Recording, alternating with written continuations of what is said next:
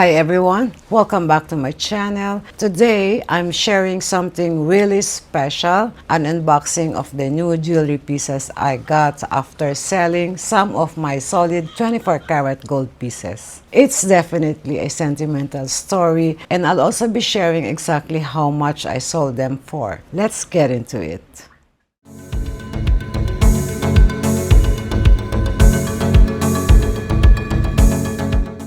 So here's the backstory. These are the gold pieces I sold. I've actually shown them to you before, but for those who haven't seen them yet, here they are again.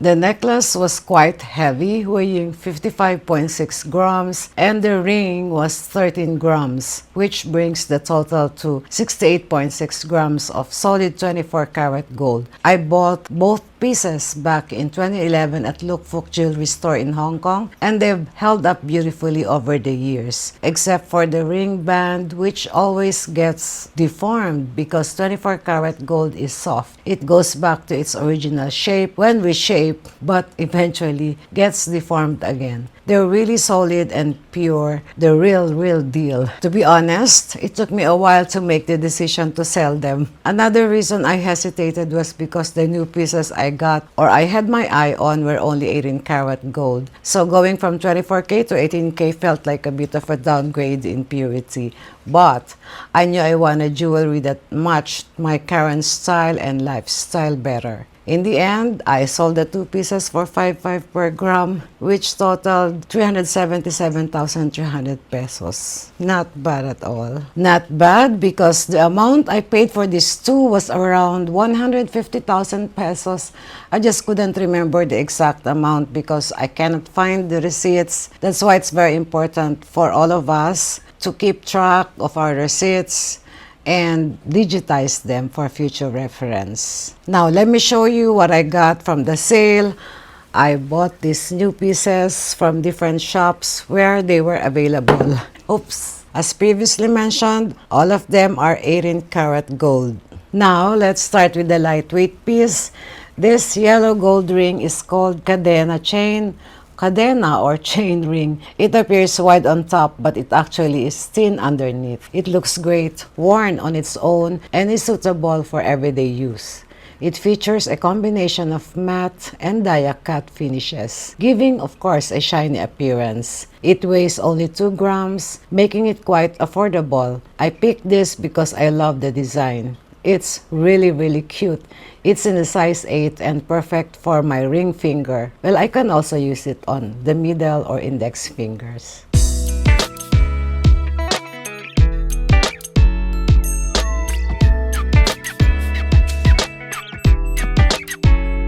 Well, next is another ring in two-tone design, white and yellow gold. Its design is truly unique and has a chunky statement piece look. It appears thick and bold, making it stand out. It's a size 8 and it fits my ring finger and index fingers. I absolutely love how it looks. The top features two bands joined together, topped with a detail that resembles a wave or a folded ribbon. It's incredibly pretty. It weighs 6.5 grams, so it has a nice solid feel to it. I was drawn to this piece because its design is unlike anything I've seen before.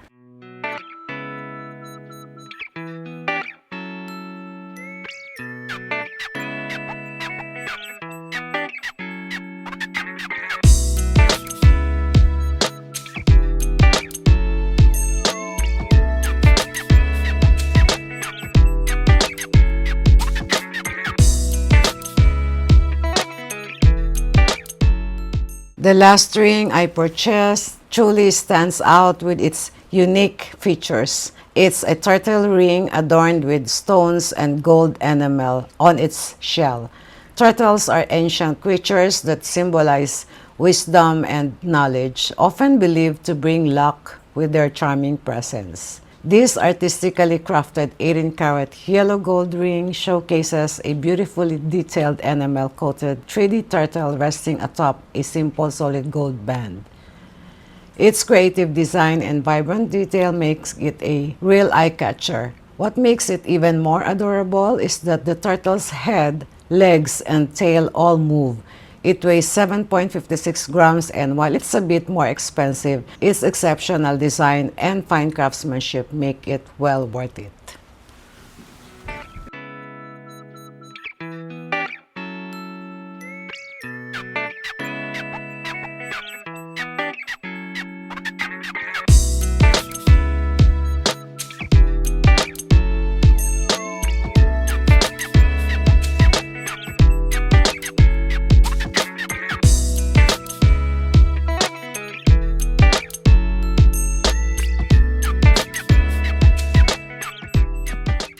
Next is this beautiful and unique three-tone necklace chain in white, yellow, and rose gold.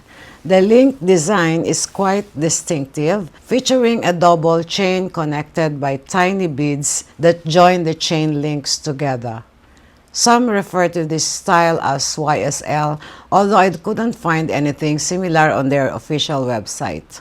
So I'm not sure what exactly inspired the design. Regardless, I was instantly drawn to it because it doesn't need a pendant. It's stunning on its own. It can be worn as a choker or layered with other pieces. Best of all, it's adjustable from 16 to 18 inches. The design is quite special, which makes it a little bit pricey.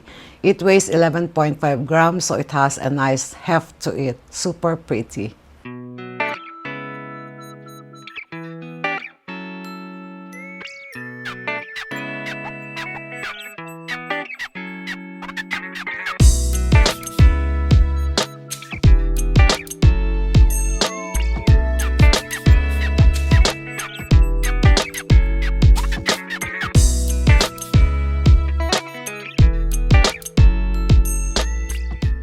The last piece is this 18-karat yellow gold necklace featuring a Chanel-inspired charms. It's absolutely stunning, thick, heavy, and beautiful.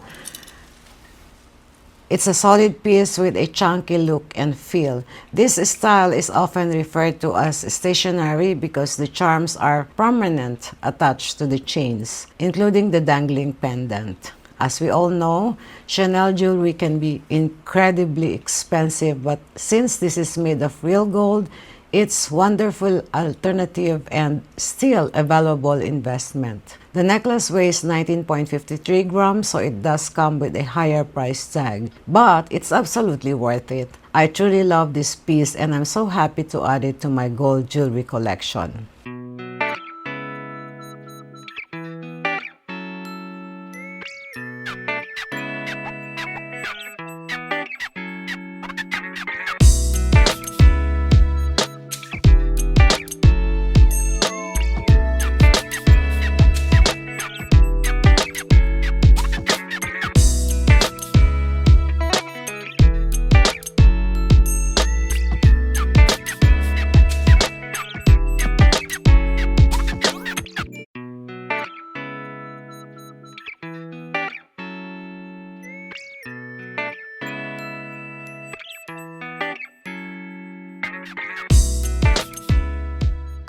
What I love about these new pieces is how beautiful and versatile they are. Even though they're not 24K, the 18K still has that rich gold tone I love. Plus, they are a bit more durable and perfect for daily wear. They go with everything. They feel very me right here, right now. To be honest, letting go of the 24K necklace and ring wasn't easy. They were beautiful, valuable, and held sentimental memories from when I bought them in 2011. But I feel good about this decision. I turned something I wasn't using anymore into pieces I truly love and actually wear. there. It's like carrying the memory forward, just in a new form. So that's it for today's video, today's unboxing and jewelry story. Let me know in the comments which of the new pieces is your favorite. And would you ever trade in your gold for something new? I'd love to hear your thoughts. Don't forget to like, subscribe, and hit the bell icon so you don't miss future videos. Thank you so much for watching, and I'll see you in the next one. Bye!